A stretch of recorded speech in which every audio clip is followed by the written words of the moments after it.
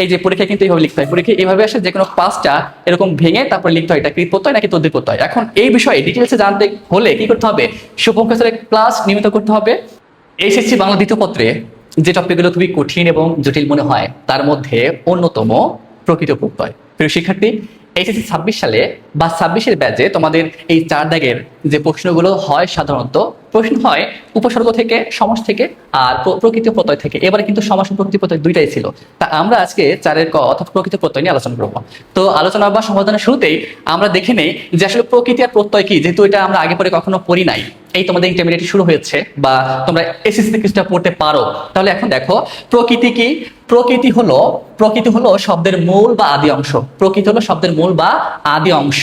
তাহলে প্রকৃতি হলো শব্দের মূল বা আদি অংশ এবং যাকে আর ভাঙা যায় না। তাহলে এই প্রকৃতিকে আর ভাঙা যায় না। আর প্রকৃতির সাথে অর্থহীন শব্দ যুক্ত, অর্থহীন শব্দ বা শব্দাংশ যুক্ত হয়ে নতুন শব্দ তৈরি করে তাকে বলা হয় প্রত্যয়। তাকে কি বলা হয়? প্রত্যয়। তাহলে দেখো প্রকৃতি হচ্ছে শব্দের মূল অংশ, আর এই মূল অংশের পরে অতিরিক্ত যে বর্ণ বা বর্ণ সমষ্টি যুক্ত হয় ওটাকে বলা হচ্ছে প্রত্যয়। এইটা আমরা বুঝতে পেরেছি। এবার দেখো প্রকৃতি কত প্রকার হতে পারে। প্রকৃতি হচ্ছে দুই প্রকার। একটা হচ্ছে নাম প্রকৃতি, যেমন কোনো ব্যক্তি, বস্তু বা স্থানের নাম বোঝায়, যেমন ফুল, হাত, এইগুলো। আর আরেকটা হচ্ছে ক্রিয়া প্রকৃতি বা ধাতু। আর ক্রিয়া প্রকৃতি হচ্ছে ক্রিয়াপদের মূল অংশ বা ক্রিয়ার মূল অংশ। এবং অবশ্যই মনে রাখবা যে এই ক্রিয়া প্রকৃতি বোঝার জন্য এই যে ক্রিয়া দ্যোতক একটা চিহ্ন, রুটের মতো, রুট না কিন্তু রুটের মতো দেখতে, এই চিহ্নটাকে বলা হয় ধাতু দ্যোতক চিহ্ন বা ক্রিয়া দ্যোতক চিহ্ন। যেমন চল, এই যে রুট চিহ্নটা হবে, পর এই যে রুট চিহ্নটা হবে, এই চিহ্নটা হবে। অর্থাৎ ক্রিয়ামূল বোঝালেই এই যে এই চিহ্নগুলো আমাদেরকে ব্যবহার করতে হবে। এটা হচ্ছে ক্রিয়ামূলের ধাতু দ্যোতক চিহ্ন। আচ্ছা, এবার দেখো প্রত্যয় সাফিক্স। এখন এই প্রত্যয় প্রকৃতির সাথে প্রত্যয় যুক্ত হয়ে নতুন শব্দ বা পদ তৈরি করে। এখন এই প্রত্যয় দুই প্রকার, একটা হচ্ছে কৃত প্রত্যয়, একটা কি কৃত প্রত্যয়। এখন ক্রিয়া প্রকৃতি বা ধাতুর সাথে যে প্রত্যয় যুক্ত হয় তাকে কৃত প্রত্যয় বলে। আর অবশ্যই মনে রাখবা কৃত প্রত্যয় সাধিত পদকে বা শব্দকে কৃদন্ত পদ বলে। কি বলে? কৃদন্ত পদ বলে। যেমন কর্তব্য একটা শব্দ, এটাকে ভাঙলে এই যে ক্রি যোগ তব্য। এখন দেখো এই ক্রি কিন্তু একটা ক্রিয়ামূল, যার জন্য এখানে একটা রুট চিহ্ন বা ধাতু দ্যোতক চিহ্ন ব্যবহার করেছি। এটা হচ্ছে ক্রিয়া প্রকৃতি। আর এই যে তব্য, যেহেতু ক্রিয়ামূলের পরে বসছে, এই তব্যটা হচ্ছে কৃত প্রত্যয়। আর এই দুইটা মিলে হয়ে গেছে কর্তব্য। আর যেহেতু আমরা একটু আগেই জানলাম যে কৃত প্রত্যয়ের সাথে শব্দকে, এই তাহলে এই কর্তব্য কি হবে? একটা কৃদন্ত শব্দ। কি হবে? কৃদন্ত শব্দ বা পদ, শব্দ বা পদ। তারপর দেখো তদ্ধিত প্রত্যয়। তদ্ধিত প্রত্যয়ের ব্যাখ্যাটা কি হবে? নাম প্রকৃতির সাথে যে প্রত্যয় যুক্ত হয় তাকে তদ্ধিত প্রত্যয় বলে।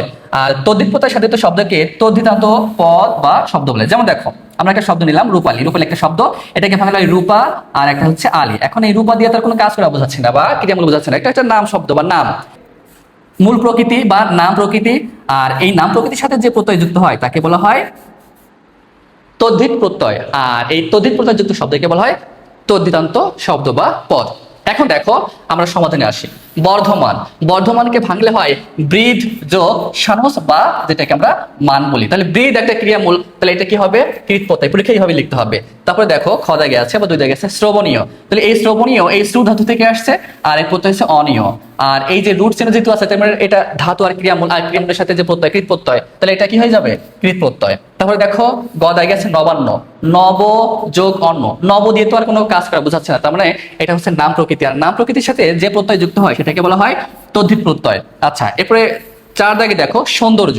সৌন্দর্যকে ভাঙলে হয় সুন্দর যোগ জ, সুন্দর যোগ জ। আর সুন্দর দিয়ে তো কোনো ক্রিয়া বোঝাচ্ছে না, নাম বোঝাচ্ছে, তাহলে এটাও এই যে জ প্রত্যয়টা হবে তদ্ধিত প্রত্যয়। পরীক্ষায় তোমাদের এইভাবে লিখতে হবে। তারপরে ও দাগ বা 5 দাগে বলেছে সৃষ্টি। এখন এই সৃষ্টি শব্দটা আসছে শ্রী ধাতু থেকে। কোন ধাতু থেকে? শ্রী ধাতু। আর এই ধাতু বা ক্রিয়ামূল বোঝার জন্য এই যে এই চিহ্নটা আমাদেরকে ব্যবহার করতে হবে। আর এই চিহ্ন যেখানে থাকবে ধরে নিব এটা কৃত প্রত্যয় যুক্ত শব্দ। তাহলে সৃজ যোগ তি, সৃষ্টি, এটা কি হবে? কৃত প্রত্যয়। তারপর দেখো সম্রাট, চ দাগে। এখন এই সমটা হচ্ছে একটা উপসর্গ, আর পরের অংশটুকু হচ্ছে এই যে রাজ ক্রিয়ামূল, আর এর সাথে কিপ বা অযুক্ত যে প্রত্যয় সেটাকে আমরা বলবো কৃত প্রত্যয়। তাহলে সম যোগ রাজ যোগ কিপ, সম্রাট। তারপরে 7 দাগ বা 6 দাগে গেছে শৈশব। এইটাকে ভাঙলে হয় শিশু যোগ স্ন, শিশু যোগ স্ন, শৈশব। আর শিশু তো কোনো ক্রিয়া বোঝাচ্ছে না বা এখানে রুট চিহ্ন নাই বা ধাতু দ্যোতক চিহ্ন নয়, তাহলে আমরা ধরে নিতে পারি যে স্ন হচ্ছে একটা তদ্ধিত প্রত্যয়। সর্বশেষ বর্গীয় যোগ বা 8 বার্ষিক। কি আছে? বার্ষিক। এটাকে ভাঙলে হয় বর্ষ যোগ ইক, বর্ষ যোগ ইক। আর বর্ষ দিয়ে তো এই প্রকৃতি দিয়ে তো কোনো ক্রিয়া বা ধাতু বোঝাচ্ছে না বা রুট চিহ্নটাও নাই, তাহলে এই যে ইক এই প্রত্যয়টাকে আমরা কি বলবো? তদ্ধিত প্রত্যয়। এই প্রত্যয়টাকে আমরা কি বলবো? তদ্ধিত প্রত্যয়। আশা করি তোমরা এই যে আমরা সমাধান করলাম, এই যে পরীক্ষা কিন্তু এইভাবে লিখতে হয়, পরীক্ষা এইভাবে আসে যে কোনো পাঁচটা এরকম ভেঙে তারপরে লিখতে হয় এটা কৃত প্রত্যয় নাকি তদ্ধিত প্রত্যয়। এখন এই বিষয়ে ডিটেলসে জানতে হলে কি করতে হবে? শুভঙ্কর স্যারের ক্লাস নিয়মিত করতে হবে এবং অবশ্যই সাহিত্য গৃহকে ফলো দাও, শেয়ার দাও, লাইক কমেন্ট দিয়ে পাশে থাকো। ধন্যবাদ।